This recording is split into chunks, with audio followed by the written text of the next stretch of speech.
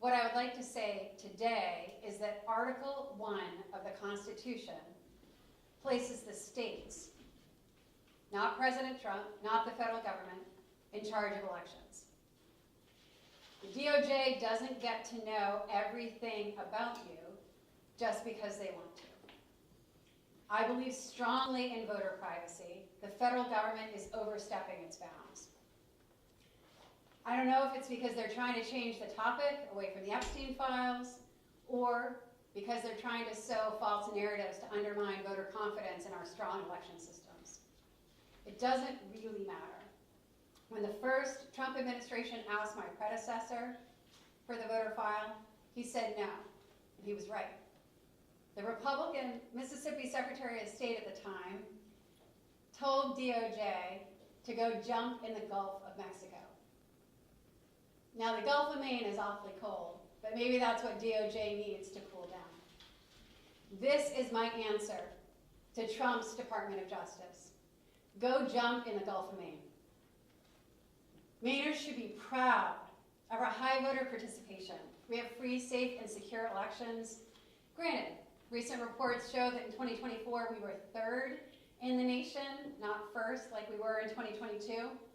But still, in 2024, more Maine citizens turned out to vote than in every election previously, before in our history. Mainers should be really proud of our leadership in elections nationwide and in our hardworking local and state election officials who make it so.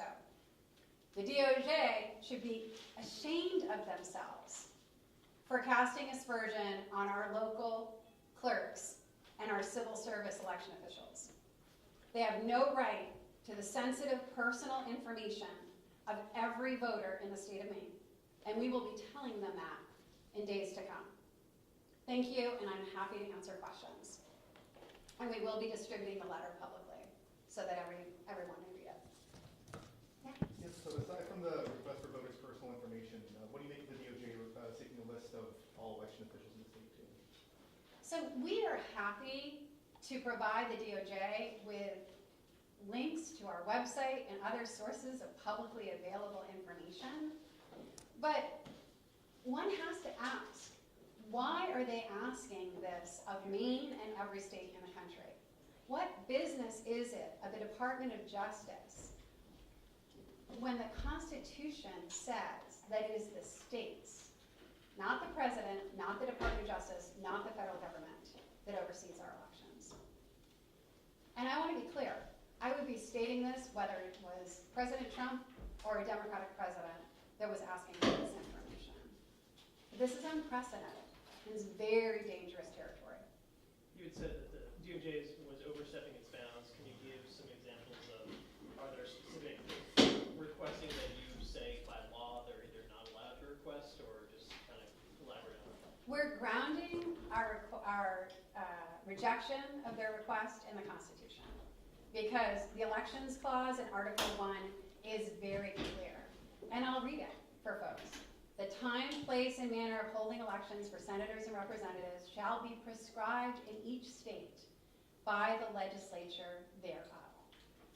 Our founders placed the states in charge of our elections, not the president, not the federal government.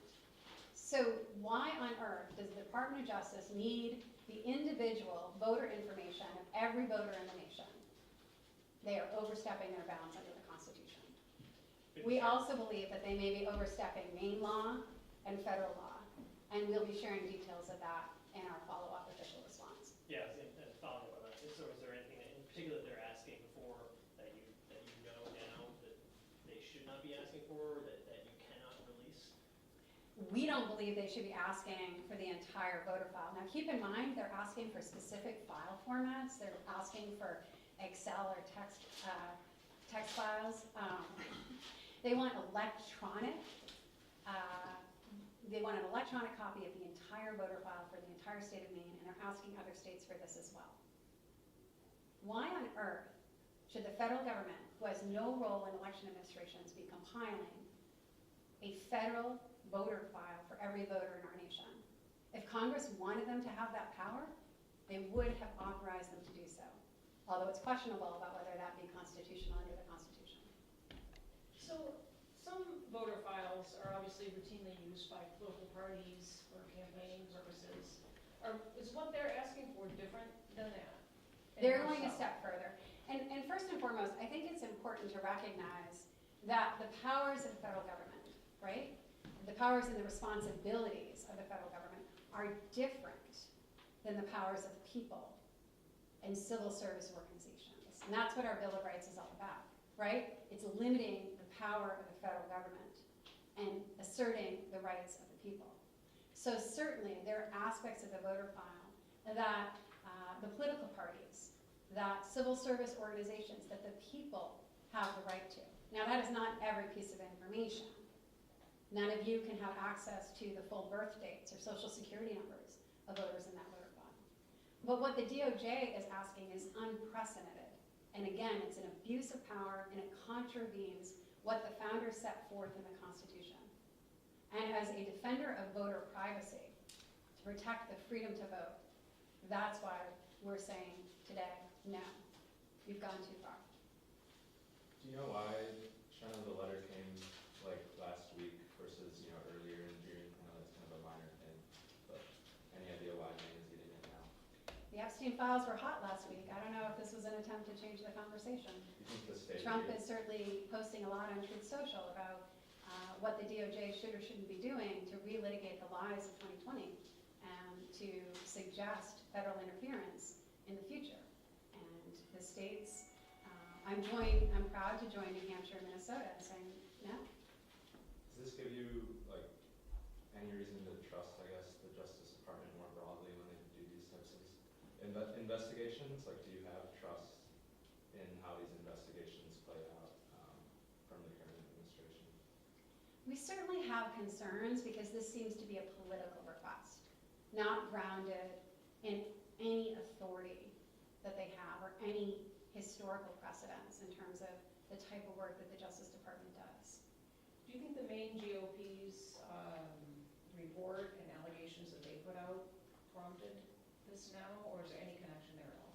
I'd be surprised, given that what we're hearing from the National Association of Secretaries of State is that the Department of Justice is going to be seeking the same information of all 50 states, and that many other states have already received similar requests. Do you worry that your strong language about the Gulf of Maine and the DOJ will interfere with further cooperation between Maine and the DOJ, or is that not something that you think can happen in the way maybe it has before?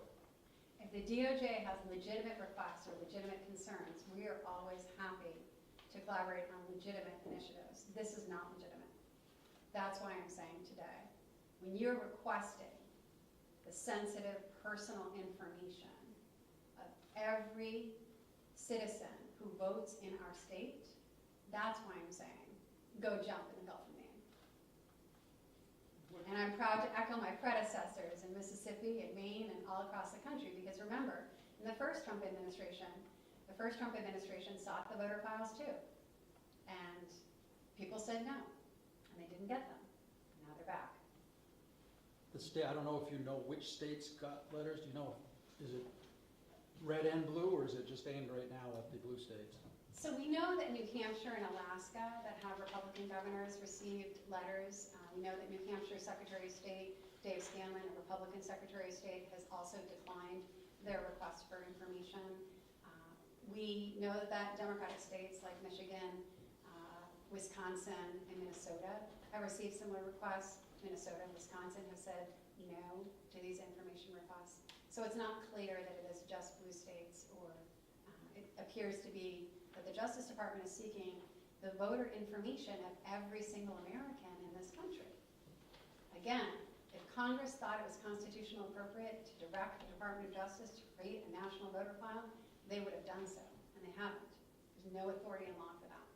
So last time, when they wanted this information and didn't get it, what prevented that? Was it just the state saying no, or was there something that backed the states up? That's a great question. I'm happy to follow up on it with you on that one. Okay. I wouldn't want to misspeak to what happened previously. Are you planning any lawsuits as a result of these requests? So we're going to provide an official response to them, and then we'll see what proceeds from that. It is our hope that they will recognize that they have overstepped their bounds and will not move forward with these requests. Do you want to speculate at all as to why the reason for this request? What do they plan to use? What do you think they're planning to use that information for? There's been a lot of speculation in the press about why they're doing it, but what's your thoughts about why they're asking for this information? I can't speak to the Trump administration's motivation to seek this sensitive personal voter information. As Secretary of State, I swore an oath to uphold the Constitution, the laws of the nation, and the laws of the state. And I will fight to protect voter privacy under the law. So I'm here to say that they've overstepped and that Maine is joining other states in saying no.